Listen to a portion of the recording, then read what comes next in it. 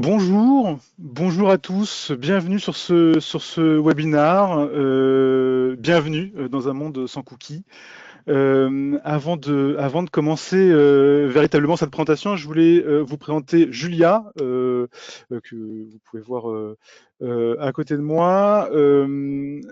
Julia Bonjour fait tout le partie monde. de l'équipe Customer Success, en charge chez Commanders Act d'accompagner l'optimisation et la recherche de valeur chez nos clients au travers des produits que nous proposons. Et moi-même, François, je suis en charge de l'équipe consulting. J'arrive pas à passer à la slide d'après, excusez-moi, d'équipe consulting pour Commanders Act. Pourquoi nous sommes là ce matin? Alors, nous sommes là à la suite de la rencontre de deux contextes. Un premier contexte évidemment juridique. On a tous en tête le GDPR, en sachant que c'est pas nouveau. Hein, c'est des sujets qui sont, on va le voir, assez anciens, et un contexte technique. Voilà, alors vous avez les slides avec un petit peu de retard. Le contexte technique, évidemment, on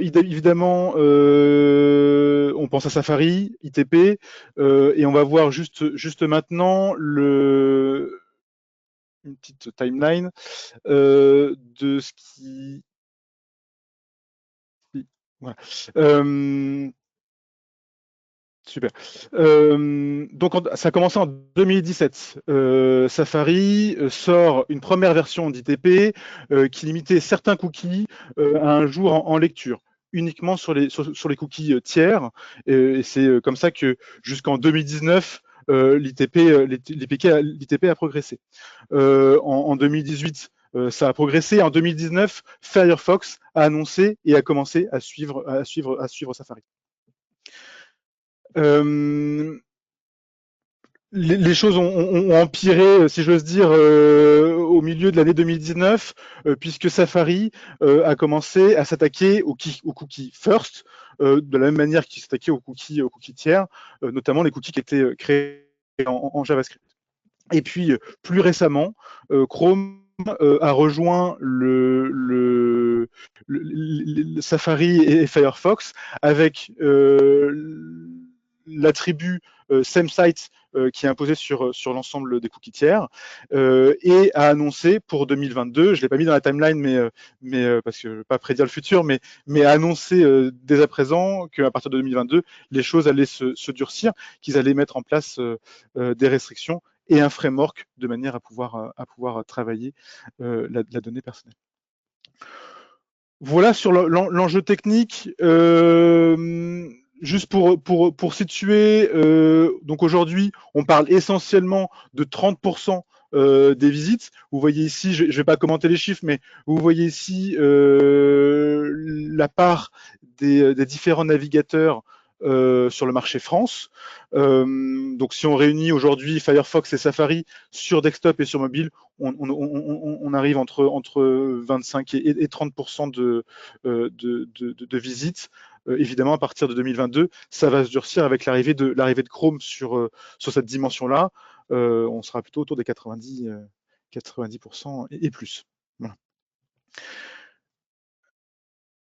Un contexte juridique, comme je disais au début de cette présentation, qui n'est pas nouveau non plus, qui a commencé en 1974 avec le projet Safari, qui n'a absolument rien à voir avec le navigateur d'Apple, hein, qui est un projet d'interconnexion des fichiers d'administration française, qui n'a jamais vu le jour.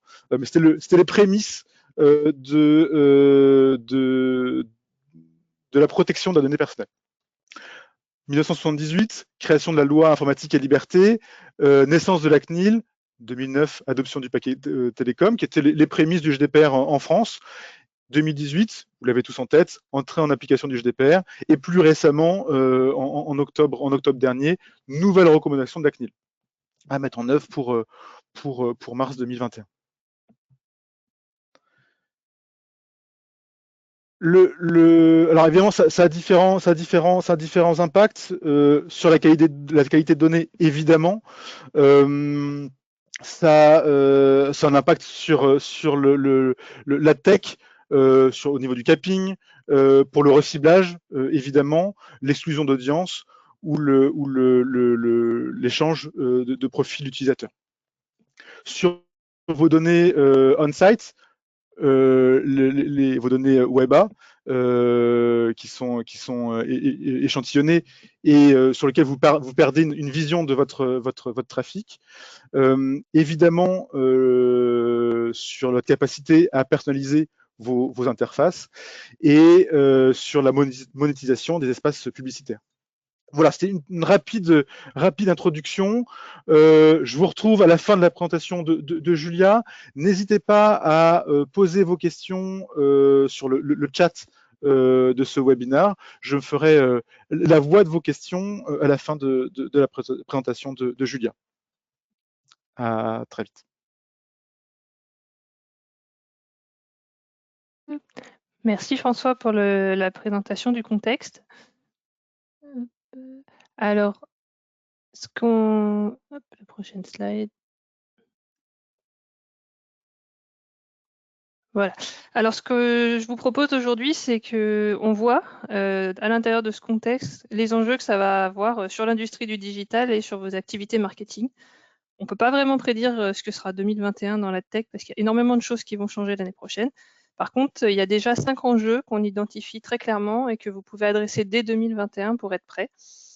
Ces 5 enjeux, c'est déjà, avec les changements techniques et légaux qui arrivent, vous n'y échapperez pas. Vous serez obligé de mettre à jour votre solution Web Analytics en 2021, voire même dans le premier trimestre 2021.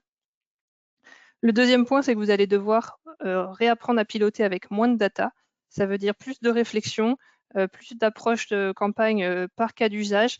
Et si vous ne voulez pas vous tromper dans vos prises de décision, il va falloir générer de la connaissance client pour arriver à identifier les bons cas.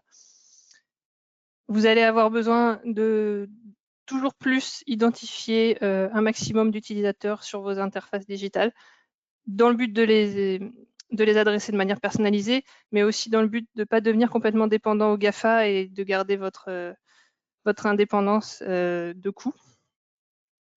Vous allez devoir travailler l'optimisation de la collecte. Il va y avoir un véritable changement d'état d'esprit. Jusqu'à présent, c'était un peu une contrainte technico-légale. Tout le monde se contentait du strict minimum. Ce n'était pas un sujet qui enflammait les foules. Là, ça devient un enjeu marketing parce que c'est votre capital data qui est en jeu derrière. Et enfin, on va voir un retour en force du travail de la donnée chaude et des scénarios d'activation qui vont arriver derrière. On n'aura pas le temps dans ce webinaire de 30 minutes d'adresser les 5 points, donc on en a choisi 3 pour vous aujourd'hui. Le premier, je vais commencer d'abord par la résolution d'identité, celui qu'on appelle, souvent on l'entend plus souvent sous son terme anglais, le Identity Management. Donc juste pour être ISO, rappelez de quoi on parle ici. Dans votre environnement marketing, à chaque fois qu'un utilisateur interagit avec votre entreprise, vous allez avoir des informations qui sont collectées sur le web quand il est sur son ordinateur, des informations qui sont collectées sur les sites médias à chaque fois qu'il voit vos publicités, des informations quand il utilise son mobile, des informations quand il utilise sa tablette. Pour ceux qui ont des magasins physiques, vous allez aussi générer de l'information en magasin quand il va passer sa carte de fidélité. Et en général, vous allez avoir voire des CRM qui vont regrouper les informations, souvent des programmes fidélité, des fois des campagnes CRM, campagnes email, mais pas forcément tout ce qu'il y a dans le digital.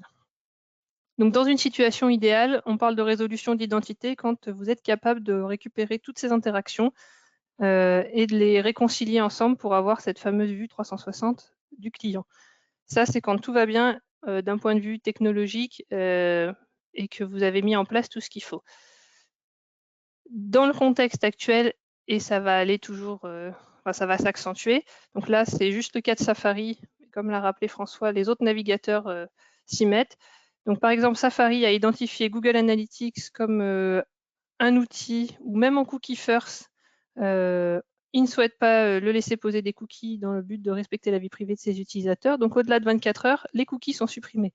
Ce qui fait qu'un utilisateur qui vient sur votre site, par exemple, on a pris le site de Disney, il voit une première page aujourd'hui à 9h50, il revient demain, il reprend sa navigation, il revient sur le même univers de page.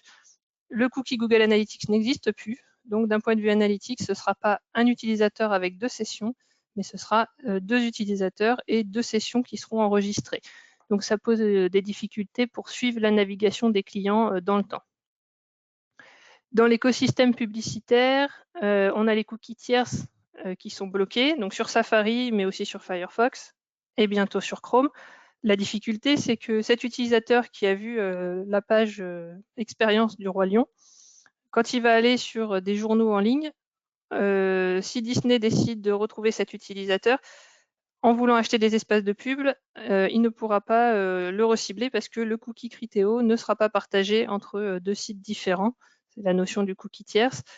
Et si par chance Disney avait aussi des campagnes contextualisées et sur des pages qui parleraient de spectacles ou de sortir le soir, il déclenchait des publicités pour afficher sa page, pour essayer de faire revenir l'utilisateur un petit peu au hasard parce qu'il ne sait pas forcément que cet utilisateur est déjà venu sur son site, il serait dans la capacité de gérer la fréquence publicitaire et de savoir combien de fois cet utilisateur va être exposé à sa campagne de pub.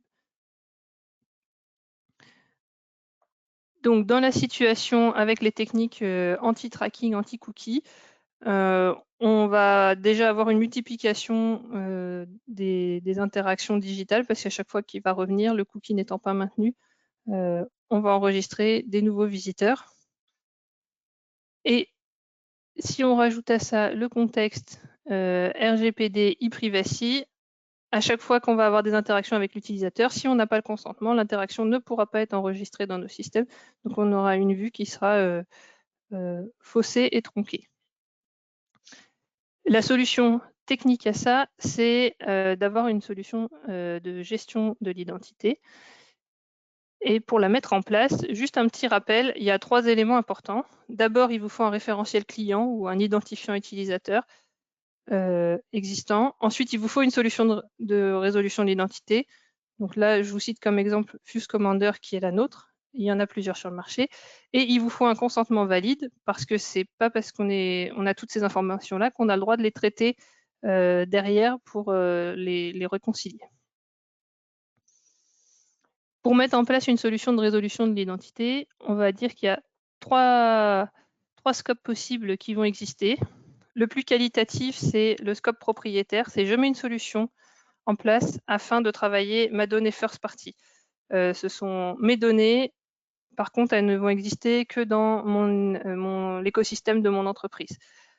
L'enjeu, c'est qu'il faut soit beaucoup de volume, soit un taux d'identification des utilisateurs très élevé.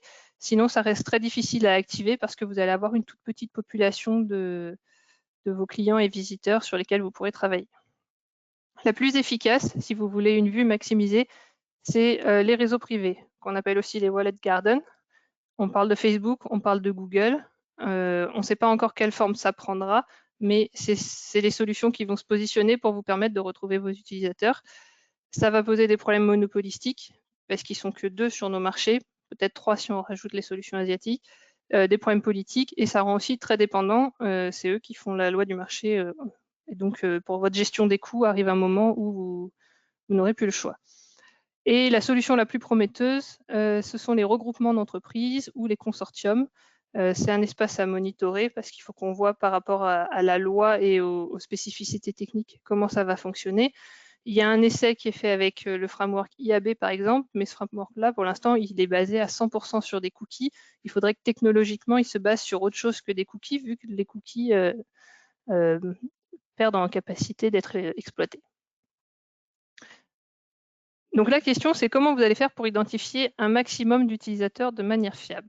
Ce que je vous propose là, c'est de passer en revue plein de tactiques qui font que quand vous avez une solution de résolution de l'identité en place, vous pouvez maximiser votre capacité à identifier les gens. Les tactiques, à vous de les choisir selon votre contexte et vos ressources et vos besoins.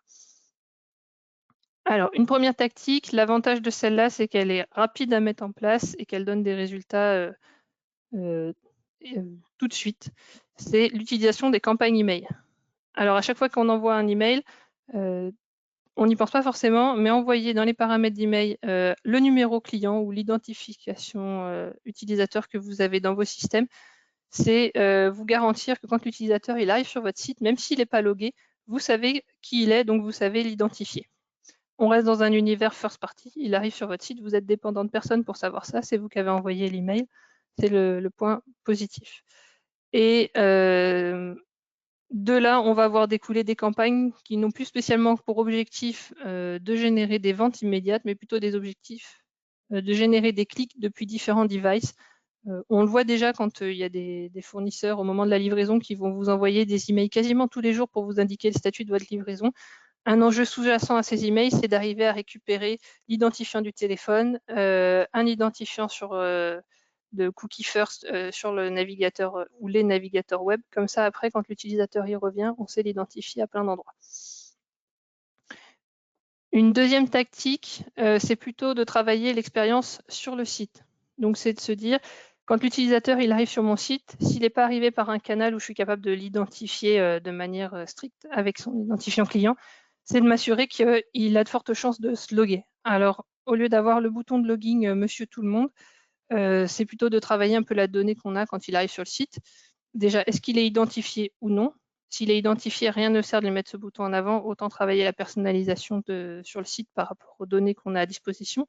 Par contre, s'il n'est pas identifié, c'est l'accueillir avec des mécanismes pour lui donner envie de s'identifier. Des mécanismes pour lui donner envie de s'identifier, c'est mettre en avant toutes les fonctionnalités qui vont ajouter de la valeur au site si l'utilisateur est identifié. Alors on dit toujours la personnalisation, la personnalisation, la personnalisation.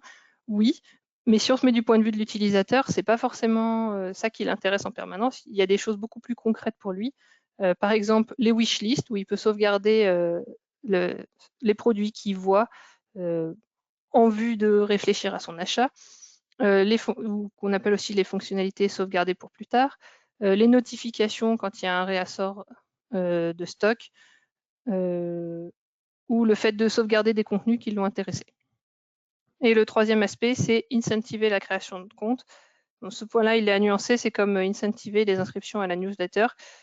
Ça marche bien, après il faut trouver la bonne incentive et le bon niveau pour pas coûter trop cher à vos campagnes.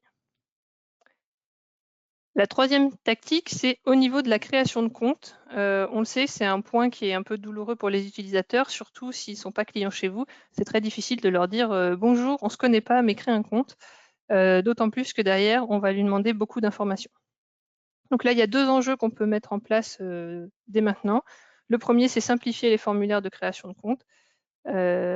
En plus, avec ça, vous pouvez les A/B tester. Enfin, dès maintenant, vous pouvez les A/B tester, essayer de trouver le bon équilibre entre je demande quasiment pas d'informations et j'en demande un peu plus pour trouver où se trouve le point de rupture qui fait que l'utilisateur va abandonner la création de compte. Et la deuxième manière de simplifier la création de compte, c'est de lui proposer de se loguer avec les boutons sociaux.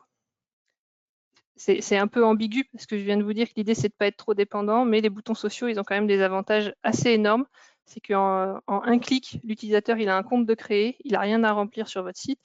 Et qu'en plus de ça, au niveau des API de Facebook, Google, Instagram, LinkedIn, etc., vous pouvez récupérer de l'information supplémentaire. Par exemple, quand l'utilisateur il se logue avec son compte Facebook, vous pouvez récupérer son nom, sa date,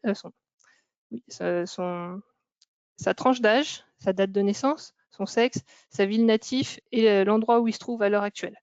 Donc ça vous permet dès le début d'avoir une base d'informations sur lui pour commencer à personnaliser des choses. Et la quatrième tactique, groupe de tactiques que je vous propose, c'est des expériences multicanales. Alors celles-là, elles sont très efficaces. Par contre, elles sont beaucoup plus longues à mettre en place parce qu'elles impliquent d'autres process dans l'entreprise. Alors en allant de la plus simple à la plus compliquée, on peut créer tout ce qui est bouton de navigation sur mobile. Donc on offre une expérience mobile qui est simplifiée, qui favorise, on va dire, la recherche de produits et on lui propose de continuer sa navigation sur desktop. En fait, c'est un peu la fonctionnalité wishlist et on envoie un email à l'utilisateur pour lui sauvegarder son panier par email. Ça nous permet de récolter l'email au passage et en plus d'identifier des devices. Donc c'est extrêmement efficace. La deuxième tactique très efficace, c'est tout ce qui est dématérialisation, des tickets de caisse ou des coupons promo.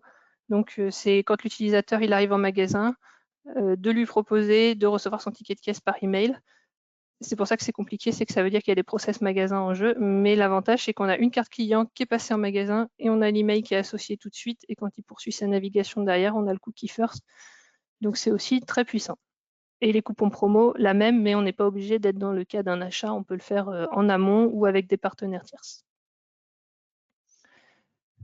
Voilà pour la première partie sur les enjeux d'identité client et ce que vous pouvez d'ores et déjà faire l'année prochaine pour maximiser votre taux d'identification sur un identifiant en dur fixe comme un identifiant client qui sera l'alternative aux cookies dans les années à venir.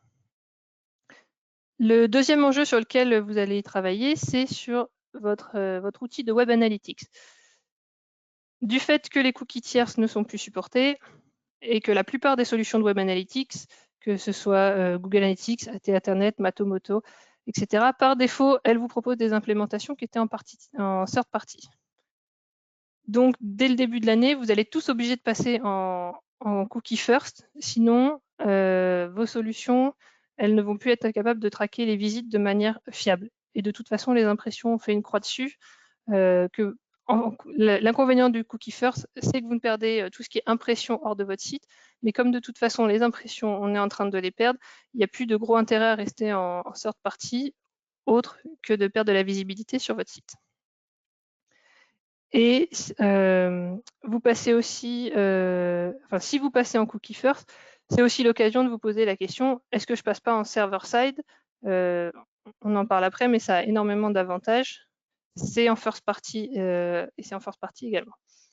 Une autre question qu'il faut vous poser, c'est que quand vous allez passer en first party, soit vous continuez de faire fonctionner votre plan de marquage comme vous aviez l'habitude cette année, donc un plan qui était sûrement assez complet, mais qui contient fort probablement des données qu'on n'a plus le droit de collecter sans consentement vis-à-vis du RGPD.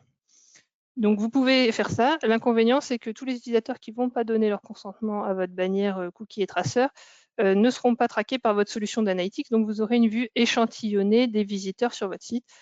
Sur un site à gros volume de trafic, ce n'est pas forcément problématique. Sur un site à petit volume, ça peut être un problème. Donc l'autre option, c'est d'opter pour une solution exemptée. Il y a des critères qui ont été expliqués par la CNIL et qui permettent d'avoir une solution analytics qui aura peut-être un plan de marquage moins riche, mais qui sera autorisé à fonctionner avant que l'utilisateur donne son consentement. Donc vous aurez 100% de vos visiteurs qui seront traqués par votre site. Et pour ceux qui ont des ressources, aussi bien en termes d'implémentation, mais après en termes d'analyse, on va dire, faites pas de compromis, vous faites une solution hybride, vous traquez en exempté toute votre audience, et ceux qui vous donnent un consentement, vous allez plus loin dans vos capacités de tracking. Les autres considérations pour votre solution d'analyse, c'est que si vous avez Google Analytics, il faudra mettre en place le consent mode qui a été expliqué très récemment par Google et qui vous permettra d'envoyer le consentement de votre CMP à Google Analytics, donc pour que l'outil puisse fonctionner correctement. On peut imaginer qu'il va y avoir des équivalents chez les autres solutions. Tout ça pour résumer, vous allez mettre votre solution Analytics à jour. Ce n'est pas quelque chose qu'on fait tous les ans. Donc, quand on met sa solution d'Analytics à jour, c'est peut-être le moment de se poser quelques questions de fond. Et je voulais vous expliquer l'avantage de mettre votre Analytics en server-side, parce que c'est une tendance de fond qui est déjà apparue depuis quelques années. Sur du server-side, l'Analytics, c'est ce qui marche le mieux. Et donc, c'est peut-être l'occasion d'y passer. Et pourquoi mettre... Donc, quand on dit en server-side, c'est qu'au lieu d'appeler sa solution de Web Analytics depuis le navigateur de votre utilisateur, vous allez l'appeler depuis vos serveurs, donc de manière sans impact pour l'utilisateur et non visible. Le gros avantage, c'est la qualité de données, parce que quand un serveur parle à un serveur, il n'y a pas de données perdues. Votre nombre de conversions, il sera égal à celui de votre back-office. Dans votre solution de Web Analytics, il y aura plus ce 10-15% de pertes qu'on a l'habitude d'accepter parce que la solution est bloquée ou c'est pas déclenché. Du point de vue de votre utilisateur, ça veut dire que votre site il ira plus vite. Il y a moins de lignes de code à charger, il y a moins de calculs qui sont faits, donc, le site charge mieux et il a moins de risques de crash. Il y a aussi un côté sécurisation de la donnée, parce que comme il n'y a rien d'exécuté dans le navigateur du client, vous contrôlez complètement les infos qui sont envoyées de serveur à serveur. Donc il n'y a plus ce qu'on appelait d'appel de tag en cascade ou de piggybacking. Les tags qui pouvaient contenir des scripts malicieux et qui faisaient du data leakage, qui vous volaient certaines informations sur vos utilisateurs, ne peuvent plus être exécutés. Globalement, on a aussi remarqué que les plans de marquage, en général, ils sont plus facile à mettre en place, plus clair et mieux documenté parce qu'on ne peut pas travailler sans documentation. Donc dans le temps, c'est aussi quelque chose de positif. On a aussi remarqué que tous les acteurs qui se sont mis au server-side, ils sont obligés de fournir des API et que laisser des documentations récentes et claires. Vis-à-vis de RGPD, il y a une espèce de croyance de marché que quand on est en server-side, on peut traquer tout ce qu'on veut parce que ça ne se voit pas. La réalité, c'est que non, en server-side, on doit également appliquer la réglementation RGPD et e-privacy. Donc, on n'envoie que les informations sur lesquelles on a un consentement ou sur les informations qui sont exemptées de consentement. Le gros avantage, c'est que c'est une règle oui-non et il n'y a pas d'erreur par rapport à des problèmes d'exécution qui se feraient dans le navigateur. Et enfin, sur le sujet de l'anonymisation de l'adresse IP, là, on a 100% du contrôle parce que par défaut, l'adresse IP qui va être partagée avec la solution d'analytics, c'est l'adresse IP de votre serveur. Donc, il n'y a pas de sujet. Est-ce que l'adresse IP, elle est bien tronquée? Est-ce qu'on a passé seulement ce qu'on avait le droit de passer? Est-ce que la solution, elle fait d'autres appels que celle qui permet le tracking et donc l'adresse IP peut se retrouver envoyée? C'est 100% sous contrôle. Et je vous ai mis quelques petites considérations juste pour démarrer parce que en général, le server-side, ça fait un petit peu peur parce qu'on est moins habitué. Les choses auxquelles il faut penser avant de démarrer, c'est que comme votre solution d'analytics, elle est exécutée depuis un serveur, toutes les choses qu'elle calculait de manière native avec son script dans le navigateur de l'utilisateur ne se fait plus. Ça veut dire que vous avez des rapports dans les solutions d'analytics qui ne vont plus marcher de manière native. Donc vous, quand vous mettez en place la solution d'analytics, là où votre équipe IT elle va avoir du travail, c'est qu'elle va devoir vous fournir à minima un ID de session, sinon vous ne pourrez plus calculer la notion de visite dans votre solution d'analytics. Il faut que les ID de transaction ou de conversion soient partagés. En général, ça, il n'y a pas du tout de souci. Il faut s'assurer aussi que votre CMP elle est capable de partager le statut du consentement cookie qui a été collecté, parce que derrière, il y a des règles pour déclencher ou non la solution d'analytics. Ça, on va dire que c'est les 3 requis. Et après, si vous voulez des reportings riches dans votre solution d'analytics, il faut penser à envoyer votre user agent pour faire tourner tous les rapports techniques. Envoyer un ID utilisateur, ça c'est pour faire tourner tout ce qui est solution de réconciliation de l'identité. À partir de l'adresse IP, il faut penser à calculer vos attributs pays, région, visite, coordonnées GPS, etc. Pour pouvoir les envoyer dans l'analytics. Récupérer vos paramètres de campagne. Et si vous voulez des rapports de séquences qui fonctionnent bien, on vous recommande aussi de rajouter des timestamps sur tous vos chargements de pages et vos événements sur le site. Voilà, donc un beau chantier pour 2021, que vous le passiez ou non en server-side, dans tous les cas, il faudra le mettre à jour.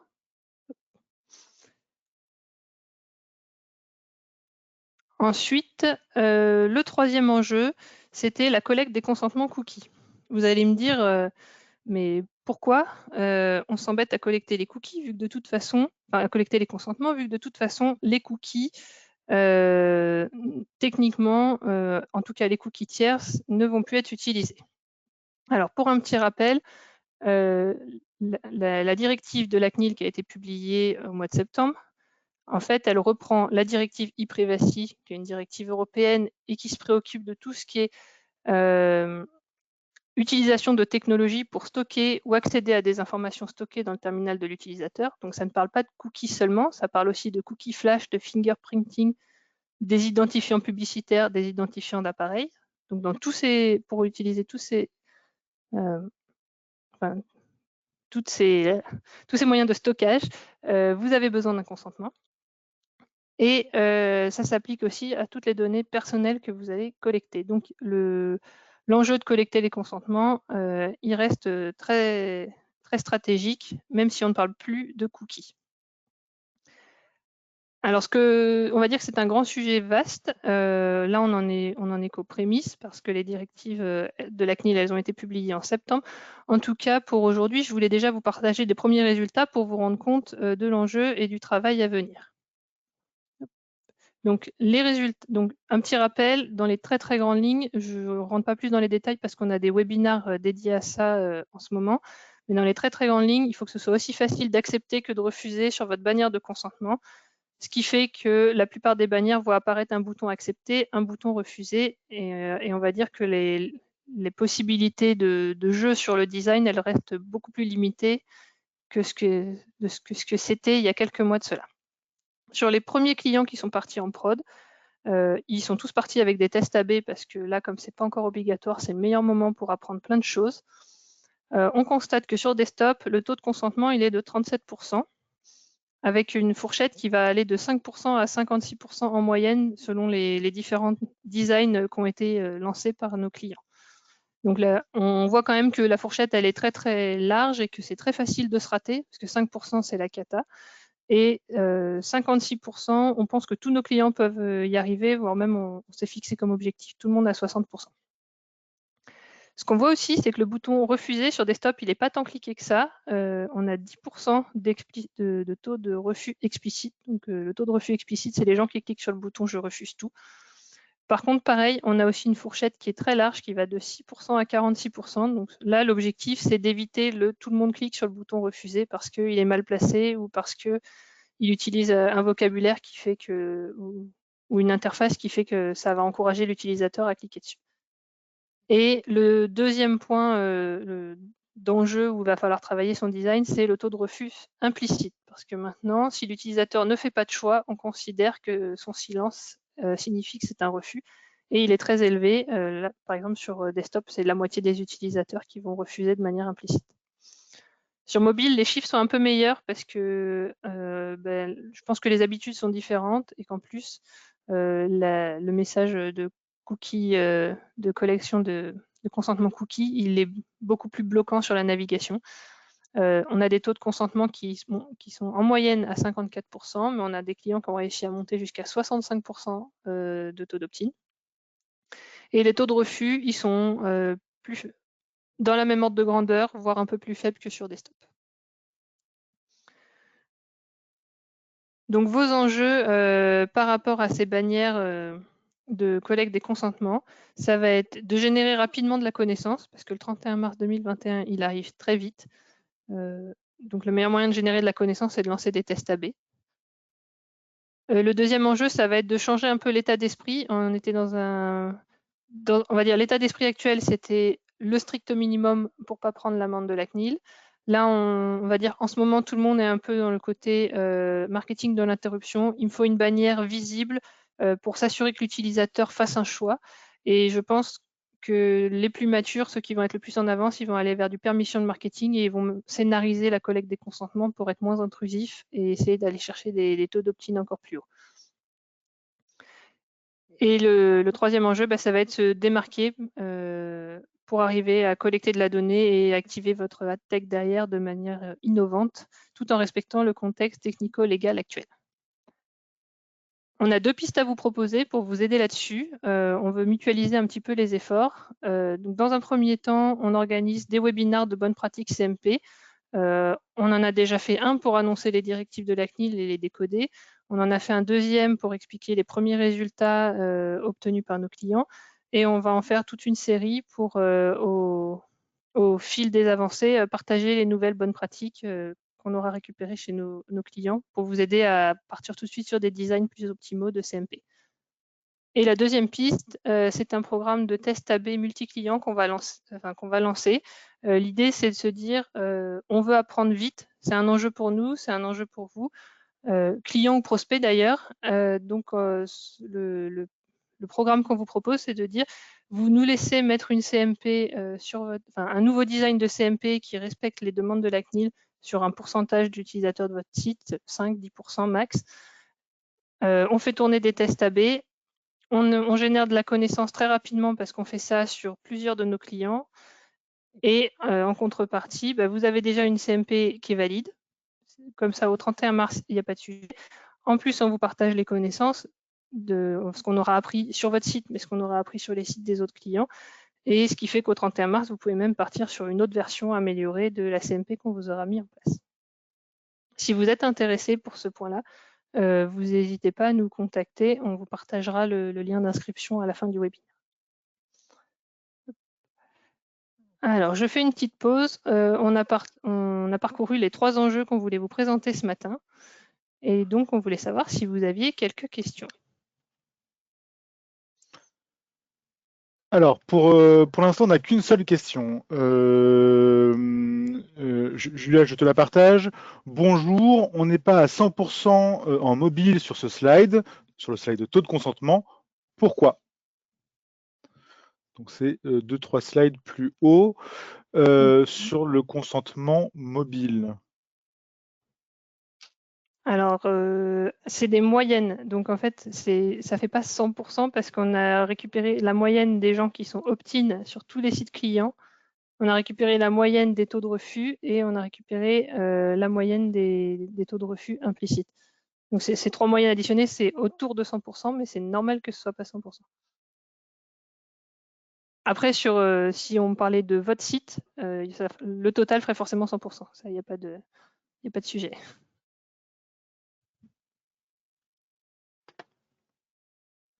Merci Julia. Une deuxième question. L'exemption CNIL pour les solutions d'analyse est une recommandation française. Peut-on l'appliquer également sur les autres pays? Alors ça, c'est la question à 1000 points pour votre département juridique. Je ne sais pas y répondre. Après, alors ce qui est sûr, c'est qu'au niveau de e-privacy, il y a des critères d'exemption. Donc ça veut dire qu'au niveau européen, il y a sûrement des choses faisables, mais je pense que pour chaque marché, ça va être un petit peu différent. J'ai une troisième question. Entre le consentement côté client et Google Consent, est-ce que cela s'empile, se complète ou sont tous deux obligatoires? On va dire plutôt la première. Le consentement, c'est la CMP qui le collecte. La CMP, elle partage ce consentement avec la fonctionnalité qui s'appelle Google Consent Mode. Ça ne sert à rien de la collecter deux fois et d'embêter deux fois l'utilisateur. Et donc ensuite, on le partage, on va dire, dans la structure Consent Mode pour que Google soit capable de la lire. Et quand je dis on, ce que je veux dire par là, c'est je pense à notre TMS Tag Commander qui, lui, peut faire le traducteur entre les différentes technos pour envoyer la même info dans deux formats différents. Alors, ça a beaucoup de questions et du coup, j'ai un petit peu de mal à suivre, mais dans le désordre, quelles sont les solutions Analytics exemptées? Que pensez-vous de la nouvelle solution Google Analytics 4? Alors, avant les directives du mois de septembre, il y avait effectivement une liste de solutions exemptées. Là, ça a un petit peu changé. En fait, la CNIL, elle a expliqué quels sont les critères d'exemption. C'est à vous de faire vos plans de marquage pour respecter l'exemption, de vérifier avec le fournisseur d'analytics que lui respecte bien tous les critères techniques de son côté. Par exemple, on sait que AT Internet a déjà fait, on va dire, une guideline pour expliquer comment configurer l'outil et pour expliquer chez eux ce qu'ils font pour s'assurer qu'ils sont exemptés. Google Analytics, il n'y a rien qui est sorti, mais on se doute bien qu'ils vont sortir quelque chose. Et une fois que vous avez fait vos plans de marquage et que vous avez configuré la solution correctement, c'est à vous de faire une déclaration auprès de la CNIL pour dire « je déclenche cette solution d'analytics de manière exemptée ». Donc, ce n'est pas une liste de solutions. Ça va plus loin et c'est logique parce qu'on peut configurer différemment une même solution. Concernant la bannière de privacy, avez-vous déjà des stats sur les emplacements qui performent le mieux? En bas, au milieu, en haut, 4 tiers? Alors, c'est pour ça qu'on lance le programme d'A/B test mutualisé entre tous nos clients. C'est qu'on a besoin de générer un maximum de variantes pour répondre à ces questions-là. Ce qu'on a remarqué, en tout cas, c'est que quand on a un format très intrusif, tout le monde se jette sur le bouton refuser. Donc, la popine qui avait le vent pour, on va dire, dans les versions précédentes où on avait je configure et j'accepte, les gens avaient tendance à accepter parce que configurer, ça voulait dire prendre l'écran avec tous les interrupteurs et donc ça décourageait l'utilisateur. Là, quand on a j'accepte, je refuse, il y a des clients chez qui le bouton j'accepte, il est cliqué, mais pas forcément plus que sur des formats footer ou sidebar. Par contre, sur certains clients, tout le monde se jette sur le bouton je refuse. Alors, on n'arrive pas à savoir si c'est l'image de marque ou si c'est le fait qu'on ne voit rien du site derrière qui fait qu'il y a ce comportement qui se déclenche. Merci Julien. Une question encore, il y a beaucoup de questions sur la partie privacy. Comment éviter le refus implicite? Vaste sujet. Je sais que tu travailles sur l'optimisation. Est-ce que tu peux nous en dire un petit peu plus? Alors, il y a un enjeu, c'est trouver le bon niveau d'intrusivité. Il faut que la bannière elle soit visible pour encourager l'utilisateur à faire un choix, et tant qu'à faire un choix positif pour nous.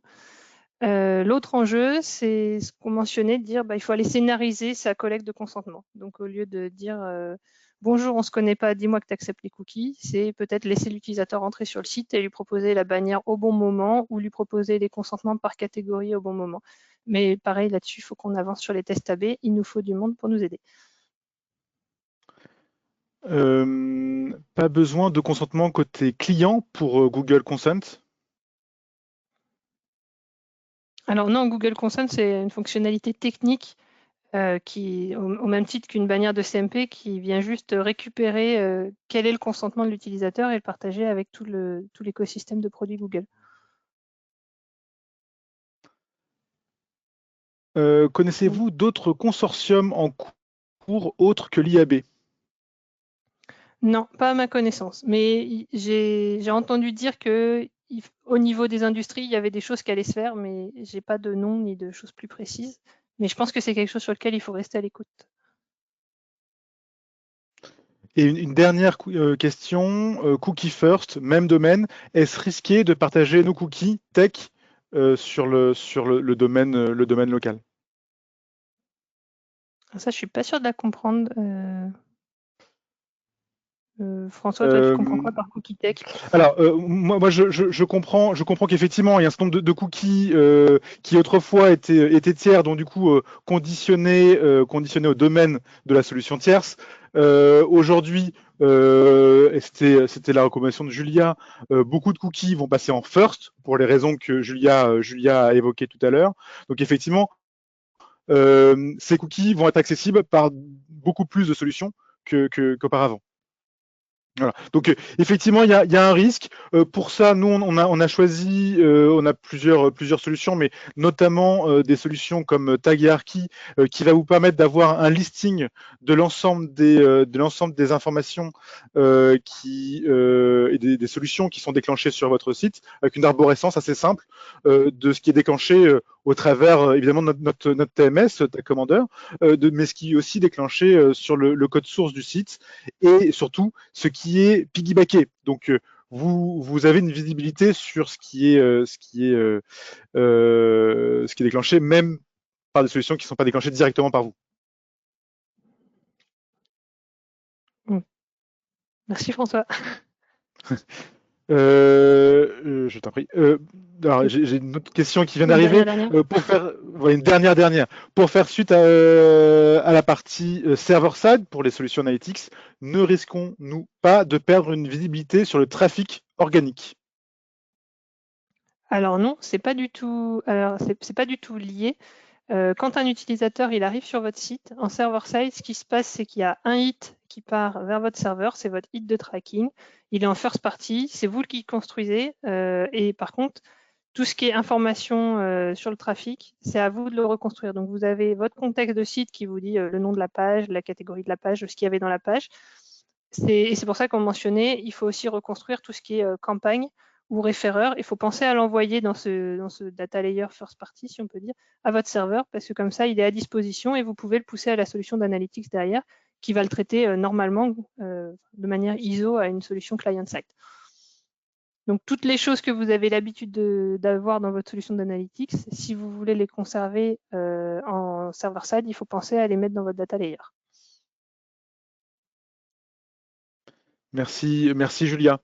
On arrive à la fin de cette présentation. Je te laisse conclure, Julia. Ok. Hop. Si les 5 enjeux, voilà, on vous les rappelle ici. L'idée, c'est de se dire que sur ces 5 enjeux, il va falloir de la flexibilité. Donc, on voulait vous rappeler qu'on pouvait vous accompagner. On a un TMS, ça donne énormément de flexibilité pour changer de cap selon ce qui se passe. Sur ces enjeux-là, il y a aussi beaucoup de sujets de générer de la connaissance et activer cette connaissance. Un TMS, c'est très bon pour activer, justement. Un outil server-side, c'est aussi très bon pour activer quand on parle des partenaires publicitaires qui savent travailler sans cookies. Et on pense que les partenaires publicitaires sans cookies, il va y en avoir de plus en plus, un peu à l'image de la tech dans le monde mobile qui travaille déjà sans cookies. Donc il y a peut-être des choses à monitorer de ce côté-là qui vont peut-être venir s'appliquer au monde du desktop. Et toute la partie, ce qu'on appelle données chaudes on-site, elle va reprendre de la valeur et il va sûrement y avoir tout ce qui est intelligence et prédiction qui vont venir s'ajouter là-dessus pour arriver, en juste le temps d'une session, arriver à proposer quelque chose de pertinent à un utilisateur qu'on connaît ou qu'on ne connaît pas par rapport à ce qu'on connaît des autres clients sur les sessions d'avant. Bref, on peut vous aider là-dessus et on aimerait bien que vous nous aidiez aussi en participant à nos programmes mutualisés. Voilà, en tout cas, on vous remercie pour votre attention de ce matin. On était ravis de voir l'engouement qu'a pu générer la thématique. Merci, merci Julia. Je vois qu'il y a d'autres questions qui sont arrivées entre-temps. On note, on va noter chacune de ces questions pour y répondre. On vous contacte du coup en parallèle pour y répondre avec un peu plus de détails. Merci Julia, merci à tous. Très très bonne journée. Au revoir. Bonne journée tout le monde. Au revoir.